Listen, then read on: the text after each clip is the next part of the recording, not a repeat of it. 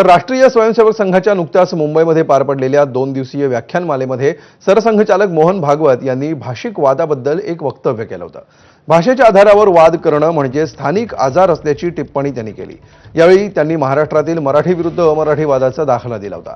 यावर मनसे प्रमुख राज ठाकरे यांनी सोशल मीडियावर एक पोस्ट शेअर करत आपले विचार परखडपणे मांडले। राज ठाकरेंनी काय म्हटलंय बघूया। मोहन भागवतांनी भाषेबद्दल आग्रही राहणे, आंदोलन करणे हा आजार असं विधान केलं। भाषावार प्रांतरचना का करावी लागली हा इतिहास भागवतांना माहीत असावा। भाषेबद्दलचं प्रेम, प्रांताबद्दलचं प्रेम हा आजार बहुसंख्य राज्यात आहे।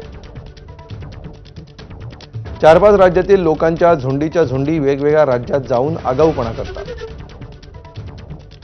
या झुंडी तिथल्या स्थानिक संस्कृतीला नाकारून तिथल्या भाषेचा अपमान करतात, स्वतःचे मतदारसंघ तयार करतात। तेव्हा झुंडींच्या विरोधात स्थानिकांमध्ये रोष तयार होतो आणि त्यातून उद्रेक तयार होतो। तुमच्या लेखी हा आजार असेल तर तो आजार आपल्या गुजरातमध्ये पण पसरला आहे।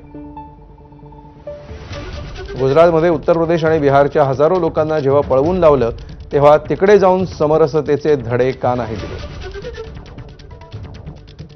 भागवतांनी असेच धडे कर्नाटक, तामिळनाडू, आंध्र प्रदेश ते पंजाब आणि पश्चिम बंगाल इथं जाऊन का नाही दिले? मराठी माणूस सहनशील आहे पेक्षा इथले सत्ताधारी लिबलिबीत काढायचे आहेत म्हणून भागवतांची हिंमत होते।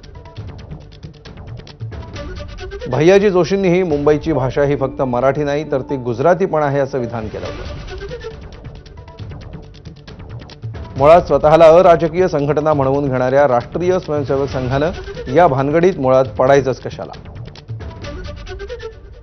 संघाच्या कामाबद्दल आमच्या मनात आदर आहे, पण म्हणून अप्रत्यक्ष राजकीय भूमिका घेण्याच्या भानगडीत पडू नये।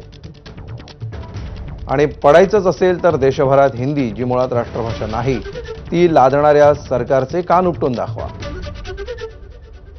यात हिंदुत्व आणून आम्हाला ज्ञानामृत पाजायचा प्रयत्न करू नका।